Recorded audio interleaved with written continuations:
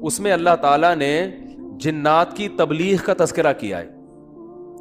ہوا یہ تھا کہ رسول اللہ صلی اللہ علیہ وسلم قرآن مجید کی تلاوت فرما رہے تھے تہجد میں. مسجد جن وہاں مکہ میں موجود بھی ہے. تو جنات کا ایک وفد وہاں سے گزرا. انہوں نے جب قرآن سنا تو بڑے حیران ہوئے. یہ تو بالکل ویسا کلام ہے جیسا موسیٰ علیہ السلام پر نازل ہوئی تھی تورات اور حضرت عیسیٰ پہ انجیل. یہ تو بالکل ویسا کلام ہے. یعنی ان کو اندازہ ہوا کہ یہ پیغمبر ہیں. وہ ہو سکتا ہے جن بھی پڑھے لکھے ہوں, یعنی اہل کتاب میں سے ہوں. تو وہ اچھا اس میں توحید کا بیان بھی تھا. تو وہ جنات جا کے اپنی قوم کو تبلیغ کرنے لگے. اچھا پھر ایک اور واقعہ یہ ہوا تھا کہ جنات جب آسمانوں پہ جاتے تو شہاب ثاقب کے ذریعے ان کا آسمانوں پہ داخلہ بند کر دیا گیا. تو یہ خبر بھی جنات میں پھیل گئی کہ پہلے ہم جاتے تھے کچھ نہیں ہوتا تھا, اب جانا روک دیا جا رہا ہے. یہ جو شہاب ثاقب ہوتے ہیں نا, چنگاریاں, اس پہ سائنسدان اعتراض کرتے ہیں یہ تو ویسی رگڑ لگنے سے وہ یعنی ستاروں کی ایک ٹکڑے, سیاروں کے ٹکڑے ٹوٹتے ہیں, رگڑ دگنے سے یہ ہوتا ہے. تو یہ کوئی اسلام کے منافی نہیں ہے. اللہ تعالیٰ کسی جن کو مار سکتے ہیں, اس کے فرشتے کسی جن کو مار سکتے ہیں اس کے ذریعے, رگڑ بھی لگے اور وہ جل بھی جائے اور جن بھی مر جائے. تو اس میں کون سا کوئی وہ, ہمیں جن تھوڑی نظر آ رہا ہے, ہمیں تو وہ شہاب ثاقب جاتا ہوا نظر آ رہا ہے. اور یہ بھی ضروری نہیں ہے کہ جب بھی شہاب ثاقب ٹوٹے تو کوئی جن ہی مر رہا ہو, اس سے اتفاقی حادثہ بھی ہو سکتا ہے. یہ اسلام نے یہ نہیں کہا کہ جب بھی آسمان پہ آپ کو رگڑتا ہوا ستارے کا ٹکڑا نظر آئے گا تو وہ جن ہی ہے جس کے پیچھے جا رہا ہے. وہ بعض دفعہ ایسے ہوتا ہے کہ جنات کا تعاقب ہوتا ہے اس کے ذریعے. تو یہ نبی کے دور میں ہوا.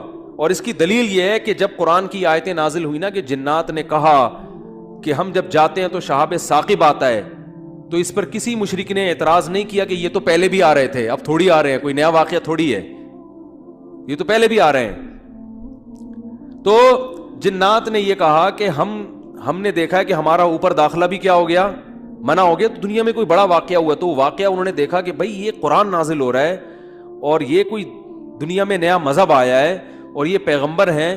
تو انہوں نے جا کے اپنی قوم کو تبلیغ کی, جس کا سورہ جن میں تذکرہ ہے. تو تبلیغ میں انہوں نے یہ الفاظ کیے کہ وَأَنَّا لَمَسْنَا السَّمَاءَ فَوَجَدْنَاهَا مُلِئَتْ حَرَسًا شَدِيدًا وَشُهُبًا. ہم پہلے کی طرح جب آسمانوں پہ جاتے ہیں تو ہم اس میں پہرے دیکھ رہے ہیں اور شہاب ہے, پتھر ہیں جن سے ہمارا تعاقب ہو رہا ہے. تو یہ کچھ کام ہوا ہے. آگے کیا کہتے ہیں, اِنَّا لَا نَدْرِي, ہمیں نہیں پتا. یہ جو دنیا میں عجیب سا کام ہوا ہے نا, لا ندری, ہمیں معلوم نہیں ہے. اشر ارید بمن فی الارض, کہ جو لوگ زمین میں رہتے ہیں ان کے ساتھ برائی یعنی شر کا ارادہ کیا گیا ہے. ام اراد بہم ربہم رشدا, یا اہل زمین کے جو رب ہیں اس رب نے ان کے ساتھ خیر کا ارادہ کیا ہے. آپ کا آئی کیو لیول اگر اچھا ہوتا تو مزہ آ جاتا. آپ ترجمے سے بات سمجھ میں آئی؟ وہ کیا کہہ رہے ہیں, ہمیں نہیں پتہ یہ جو نیا واقعہ ہوا ہے, اہل زمین کے ساتھ برائی کا ارادہ کیا گیا ہے, پیسو وائس, فعل مجہول, یا اللہ نے ان کے ساتھ خیر کا ارادہ کیا ہے. بھائی یہ بھی کہہ سکتے تھے کہ ہمیں نہیں پتا کہ اللہ نے ان کے ساتھ خیر کا ارادہ کیا یا شر کا ارادہ کیا ہے. شر اور خیر دونوں کی نسبت کس کی طرف کرتے؟ اللہ کی طرف, کہ پتہ نہیں اللہ اب انسانوں سے اچھا چاہ رہا ہے یا کوئی عذاب آنے والا ہے یا کوئی کچھ اچھا ہونے والا ہے, ہمیں نہیں پتا لیکن کچھ ہونے والا ہے. نہیں آ رہی بات؟ ارے بھائی جنات کو جب یہ واقعہ ہوا نا, اوپر جانا بند ہو گیا آسمانوں پہ, تو جن آ کے آپس میں گول میں کانفرنس بلائی. انہوں نے بولا کہ بھائی کچھ کام عجیب سا ہو رہا ہے, کچھ ہو رہا ہے, یا تو کوئی بہت اچھا ہوگا یا کچھ برا ہو رہا ہے. یعنی کچھ نہ کچھ تو ابھی کائنات میں نیا ہوگا, اس زمین پہ کچھ نیا ہوگا. بمن فی الارض, اہل زمین کے ساتھ کچھ نیا ہونے والا ہے. اب یہ نہیں پتا کہ اچھا ہونے والا ہے یا برا, تو یا تو دونوں میں اللہ کا نام نہ لیتے, یہ کہتے ہمیں نہیں پتا اچھا ہونے والا ہے یا برا ہونے والا, یا اگر اللہ کی طرف نسبت کرنی تھی تو یہ کہتے ہمیں نہیں پتا کہ اللہ اچھا کرے گا یا اللہ ان کے ساتھ کیا کرے گا, برا کرے گا. بھائی جو بھی کرے گا اللہ ہی کرے گا نا. یا تو اللہ کی طرف منسوب کرو اچھائی کو بھی اور برائی کو بھی, کہ ہمیں نہیں پتا کہ اللہ نے جو آسمان میں پہرے لگا دیے ہیں تو اب اللہ کا ارادہ ہے کہ اہل زمین کے ساتھ کچھ بہت اچھا کرے گا یا اللہ ان کو سزا دے گا, کوئی برا ہوگا ان کے ساتھ. لیکن جنات کا انداز دیکھو, وہ کہہ رہے ہیں جب برائی کی بات آئی تو اللہ کا نام درمیان سے غائب کر دیا. اشر اریدا, اریدا جو میرے تفسیر کے لیکچر سن رہے ہیں نا اسپیچز چینل پہ, ان کو پتا ہے اریدا اکریما کی طرح ہے, پیسو وائس, ارادہ کیا گیا ہے. کس نے کیا یہ نہیں بتا رہے, کیا تو اللہ نہیں ہے. برائی کا ارادہ کیا گیا ہے زمین والوں کے ساتھ, یا اللہ نے اچھائی کا ارادہ کیا ہے؟ اب آئی سمجھ میں؟ اب بھی اگر نہیں سمجھ میں آیا تو آئی کیو لیس لوگ ہیں آپ لوگ. پھر وہی پہلی ہے کہ وہ جو سیٹھ صاحب تھے نا, بے وقوف تھے, اپنے شاگرد سے کہہ رہے ہیں, اپنے ملازم سے, کہ ایسی پہیلی پوچھ کہ اس کا جواب میں بتا سکوں, ورنہ بے عزتی ہو جائے گی نا. اور اگر نہیں بتایا نا میں نے اس پہیلی کا جواب, تو میں تجھے چھوڑوں گا نہیں, تیری گردن اڑا دوں گا میں. اب پہلی پوچھ لیکن آسان, تاکہ میری عزت بھی ہو جائے کہ بھائی سیٹھ نے پہلی کا جواب دیا ہے. جب جواب دوں گا عزت ہوگی, بھائی بڑے ذہین ہیں آپ. تو آہستہ سے اس کو کان میں کہہ دیا کہ ایسی پوچھنا کہ مجھے جواب اس کا آ بھی جائے, اتنی مشکل نہ ہو. اب یہ جو ملازم تھا نا, یہ گرو کہتے ہیں نا اس کو, گرو کہتے ہیں, کیا چیلا کہتے ہیں, چیلا یا چیلا, بچہ بڑا ہوشیار ہے ماشاء اللہ, چیلا. تو وہ چیلا کے اب سوچنے لگا کہ یار ایسی پہلی پوچھو کہ بہت آسان ہو.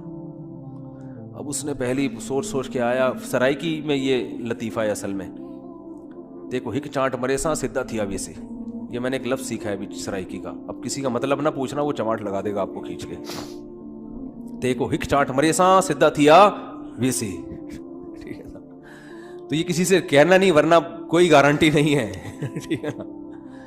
تو وہ جو تھا نا, اس میں اس نے پہلی سوچی, اس نے کہا حضور, اب مجھے پوری سرائکی تو آتی نہیں نا, وہ ہمارے حضرت سرائکی میں سناتے تھے یہ لطیفہ, وہ مزہ سرائکی میں ہی ہے. خیر, ہک مخلوق ہے, پونچھ گھمیندی ہے, چولہے کے گرد گھومدی ہے, تے میاؤں میاؤں کرندی ہے بھائی. پونچھ بلی ہے نا, سب کو پتا ہے بھائی, اور چولہے کے گرد اکثر گھومتی, اور آخر میں کمبخت نے یہ بھی بتا دیا کہ میاؤں میاؤں کرندی ہے, کہ یار ایسا نہ ہو یہ کوئی شیر اور چیتا کو لے آئے. اب یہ کھوپڑی اس کی کام نہیں کر رہی نا, آئی کیوں. اب یہ گھنٹہ بیٹھ کے سوچ کے کہتا ہے یار کس مصیبت, کہہ رہے ککیڑ مرغا نا. اب یہ جو چیلا تھا نا, اس نے بولا اگر میں نے بول دیا نا کہ یہ غلط ہے تو میری تو ایسی کی تیسی. اور یہ تھا ڈیڑھ ہوشیار. یہ اگر یہ کہہ دیتا کہ جی یہ جو ہے کیا نام ہے صحیح جواب دیا, تو اس کو یہ شبہ تھا کہ جو میرا گرو ہے وہ کہے گا کہ یہ شاید 2 نمبر ہی کر رہا ہے. تو اس نے بڑی چالاکی سے ایک کام کیا, اس نے بولا حضور لگتا ہے کسی نے دسیا ہے, یعنی اتنی مشکل پہلی میں نے پوچھی تھی اور آپ نے بالکل درست جواب دیا, یہ کسی نے یقیناً آپ کو بتایا ہے. تو جواب کہتے ہیں نہیں, عقل جی دوڑ ہے, عقل کی دوڑ ہے بھائی, ادھر کیا ہے یہ عقل جی دوڑ ہے. ہمارے ادھر ایسی پڑھتے تھے, عقل جی دوڑ ہے, عقل کی دوڑ ہے بھائی یہ. تو میں نے اتنی ڈیٹیل میں آپ کو بتایا, اب بھی سمجھ میں نہیں آ رہا کہ جنات کیا کہہ رہے ہیں, انا لا ندری, ہمیں نہیں پتا, اشر ارید بمن فی الارض, کے زمین والوں کے ساتھ شر کا ارادہ کیا گیا ہے, ام اراد بہم ربہم رشدا, یا رب نے خیر کا ارادہ کر لیا ہے. تو کتنی تمیز ہے جنات میں ہے بھائی. حالانکہ شر کا ارادہ بھی اگر کیا ہے تو اللہ نے کیا ہے, خیر کا ارادہ بھی کیا تو کس نے, لیکن قرآن جنات کے ان الفاظ کو نقل کر کے, قرآن نا سمندر ہے, بہت سارے مضامین قرآن میں ہوتے ہیں, ایک ایک آیت میں بہت ساری چیزیں نکل رہی ہوتی ہیں. تو یہاں یہ جہاں یہ بات ثابت ہو رہی ہے, تبھی تو فقہا نے بیان کیا نا کہ قرآن اور حدیث سے استدلال 4 طریقوں سے ہوتا ہے, عبارت النص, اشارت النص, اقتضاء النص اور دلالت النص. 4 طریقے ہیں جہاں سے فقہا قرآن و سنت سے مسائل نکالتے ہیں, جو اصول فقہ میں پڑھائے جاتے ہیں. جو آج کل جو نئے محقق آ رہے ہیں نا مارکیٹ میں, انہوں نے ان میں سے کوئی اصول بھی نہیں پڑھا ہوتا. تو اس سے ہی بھی پتہ چل رہا ہے قرآن تمیز بھی سکھا رہا ہے ہمیں کہ جنات سے تمیز سیکھ لو, ہمیشہ شر کی نسبت اپنی طرف کرو. صحیح ہے نا, میری وجہ سے ایسا ہوا, یہ ساری خرابی کس کی وجہ سے ہوئی ہے, میری وجہ سے ہوئی ہے بھائی, میری کوئی کوتاہی ہے جس کی وجہ سے شکست ہوئی ہے.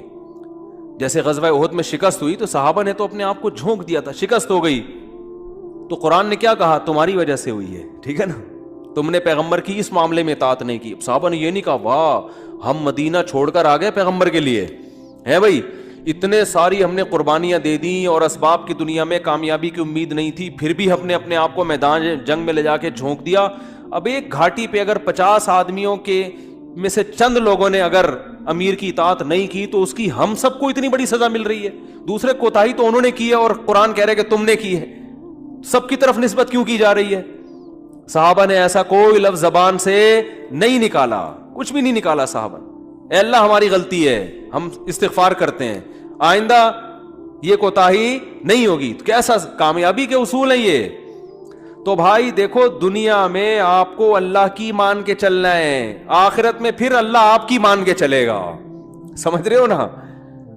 پھر آخرت میں اللہ کہے گا کہ وَلَكُمْ فِيهَا مَا تَشْتَهِي أَنفُسُكُمْ, تمہیں زبان سے نہیں بولنا پڑے گا, جو دل میں تمہارے خیال آئے گا نا, خواہش پیدا ہوگی, اس دل کی خواہشات کو اللہ وہاں پورا کرے گا. دنیا آزمائش کی جگہ ہے, پیڑے کھانے کی جگہ نہیں ہے, یہاں آزمائشیں ہیں, اور اگر کوئی آزمائش نہیں ہے تو یہ خود ایک آزمائش ہے. آپ کہہ سکتے ہیں فلاں تو بڑی ہنسی خوشی زندگی گزار رہا ہے, وہ تو کوئی آزمائش ہی نہیں ہے. او بھائی یہ ہنسی خوشی زندگی خود ایک آزمائش ہے کہ یہ اللہ کا شکر ادا کر رہا ہے کہ نہیں کر رہا. اسے نہ کوئی بیماری ہے, اس کا گھر بھی ہے, اس کے بیوی بچے بھی ہیں, اس کو سکون بھی ہے, گھر میں آتا ہے بیگم تمیز سے بات کرتی ہے, اور جناب گھر سے باہر نکلتا ہے تو بیگم پوچھتی نہیں ہے واپسی پہ کہ انڈے کیوں نہیں لے کر آئے, کوئی کسی قسم کی ٹینشن نہیں ہے. یہی ہو رہا ہے نا آج کل. اور جناب ابا بھی ٹھیک ہیں, اماں بھی ٹھیک ہیں, ملک کی حالات بھی ٹھیک ہیں, بے روزگاری بھی نہیں ہے, بلب کے والدین کو گالیاں دینے کی بھی ضرورت نہیں ہے, لائٹ بھی نہیں جا رہی ہے, پنکھا بھی چل رہا ہے, بٹن دباؤ پنکھا چلتا ہے.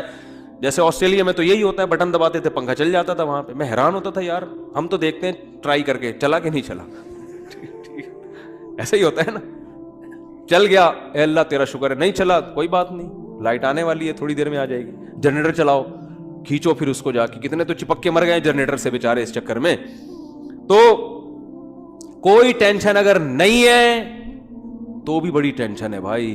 کہیں اللہ ایسا تو نہیں ہے کہ کوئی بہت بڑی پکڑ آنے والی ہے, اللہ کی بہت بڑی پکڑ نہ آنے والی ہو, اس لیے ڈرنا ہے. تبھی کہتے ہیں نا الایمان بین الخوف والرجاء, خوف اور امید کے درمیان ہے ایمان. اللہ کی نعمتوں پہ خوش بھی ہونا ہے لیکن خوف کے ساتھ, اترانا نہیں ہے, خوف کے ساتھ. یار اللہ نے مجھے گاڑی بھی دے دی, گھر بھی دے دیا, بیوی بچے بھی دے دیے, روزگار بھی اچھا ہے, صحت بھی اچھی ہے, سب کچھ ہی مجھے مل گیا, تو کہیں یہ استدراج نہ ہو, اللہ کی طرف سے ڈھیل نہ ہو, کیونکہ فرعون کو بھی سب کچھ مل گیا تھا. صحابہ میں تو ایسا بھی ہوتا تھا جب ان کے سامنے اچھے مرغن کھانے آتے رونا شروع کر دیتے. کہیں ایسا تو نہیں ہے کہ ہم نے نبی کا جو ساتھ دیا تو اللہ تعالیٰ نے ہمیں ہمارے اعمال کا بدلہ کہیں دنیا میں ہی تو نہیں دے دیا, ایسا تو نہیں آخرت میں نہیں ملے گا, اس سے ڈر جاتے تھے وہ. اور آج ہماری حال دیکھو, ہماری حالت دیکھو, خوشی ملتی ہے تو اترانے لگتے ہیں, دوسروں کو نیچا دکھانے لگتے ہیں, اور ایسے سمجھتے ہیں ہم سے بڑا فنٹر دنیا میں کوئی ہے ہی نہیں, اور اعمال کس سے پیچھے ہٹ جاتے ہیں. خوشی ملی ہے نا تو اعمال سے کیا ہو جاتے ہیں پیچھے, اور غم ہوتا ہے تو واویلا کرنا شروع کر دیتے ہیں. جیسے قرآن نے کہا ان الانسان خلق ہلوعا اذا مسہ الشر جزوعا واذا مسہ الخیر منوعا, کہ انسان کو جب شر پہنچتا ہے جزوعا, جزا فضا شروع کر دیتا ہے, واویلا, ہائے میرے رب نے یہ کر دیا, ہائے میرے اللہ نے یہ کر دیا میرے ساتھ, میں ہی ملا تھا اب ٹینشن دینے کے لیے. اور جب خوشیاں ملتی ہیں منوعا, اللہ فرماتے ہیں کنجوس بن جاتا ہے, میرا مال میں خرچ نہیں کروں گا, میں غریبوں کا خیال نہیں کروں گا, میرا پیسہ ہے, میری محنت ہے. تو کہیں الا المصلین, فرمایا کچھ لوگ ہیں جو معتدل ہوتے ہیں کہ جب غم پہنچتا ہے تو صبر کرتے ہیں, خوشی پہنچتی ہے تو اللہ کی اطاعت میں اور زیادہ بڑھ جاتے ہیں. اور وہ کون لوگ ہیں؟ الا المصلین الذین هم علی صلاتهم دائمون, وہ نمازی جو اپنی نمازوں کی حفاظت کرتے ہیں, اور والذین هم من عذاب ربهم مشفقون, آخرت کا سوچ سوچ کے ڈرتے رہتے ہیں. لفروجہم حافظون, اپنی شرمگاہوں کی حفاظت کرتے ہیں. الا علی ازواجہم او ما ملکت ایمانہم, سوائے اپنی بیویوں کے کسی اور کے پاس نہیں جاتے. لاماناتہم وعہدہم راعون, اپنے ایگریمنٹ کے پابند ہوتے ہیں, کسی کو زبان دے کے پیچھے نہیں ہٹتے معاہدوں کے. تو اللہ نے جو خوف دن کے دل میں نا ان کی یہ صفات بیان کی ہیں, فرمایا یہ نارمل لوگ ہوتے ہیں, یہ کیا ہوتے ہیں؟ نارمل. آج کسی نے بتایا کہ وہاں ایک افغانی آئے ہوئے تھے, وہ کہنے لگے کہ ہم نے وہاں امریکیوں کو دیکھا ہے کہ جب ان کی لڑائی ہوتی تھی نا وہاں افغانستان میں, تو ادھر افغانی جب شہید ہوتے ہیں تو ان کے دوسرے جو بھائی ہیں نا وہ صبر کرتے ہیں, بھائی شہید ہو گئے, اللہ تعالیٰ اس کے درجات بلند کرے. انہوں نے کہا کہ جب کوئی امریکی قتل ہوتا ہے تو چیخ چیخ کے رو رہے ہوتے ہیں فوجی. تو یہ ایک اسلام کا ایک صاف نظر آتا ہے کہ مسلمان غم کیسے جھیلتا ہے, اور جس کا آخرت پر ایمان نہیں ہے, حالانکہ ان کی فوج میں موٹیویشنل اسپیکر بہت ہوتے ہیں جو ان کو موٹیویٹ کرتے رہتے ہیں ملک, لیکن وہ کہتے ہیں ذرا سا زخم ہوتا ہے ایسا چیختے ہیں.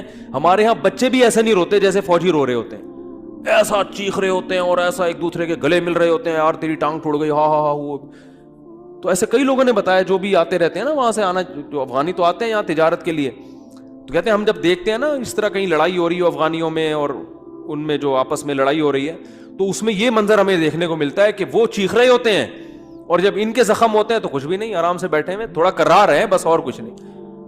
یہی حال میتوں پہ بھی ہے.